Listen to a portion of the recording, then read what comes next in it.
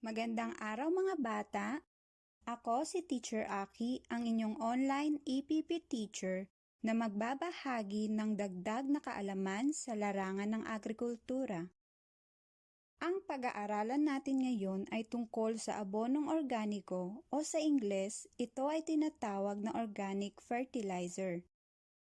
Mahalagang malaman natin ang kahalagahan ng paggamit at paggawa ng abonong organiko ay nakatutulong upang mas tumaas ang dami ng bunga ng mga pananim na makatutulong di lang sa pamilya pati na rin sa pamayanan.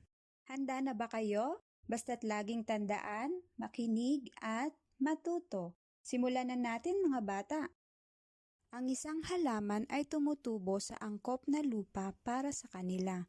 Dagdag pa ang tama at wastong pagdidilig at sikat ng araw upang makagawa sila ng sarili nilang pagkain. Matitiyak na ang halamang ating itinanim ay tutubo. Pero alam nyo ba na may mas mabisang paraan para maging mabuti at mas mapaganda ang pagtubo ng ating halaman? Ito ay sa pamamagitan ng paggamit ng abono. Pero paano natin ito gamitin? Paano tayo makakagawa nito? Mahal ba ang abono? Pero bago tayo pumunta dyan, alamin muna natin kung ano nga ba ang abono.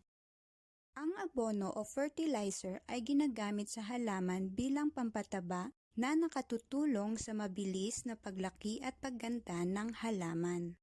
May dalawang uri ang abono. Ito ay tinatawag na di-organikong abono at organikong abono. Ano ba ang kaibahan ng dalawang abonong ito?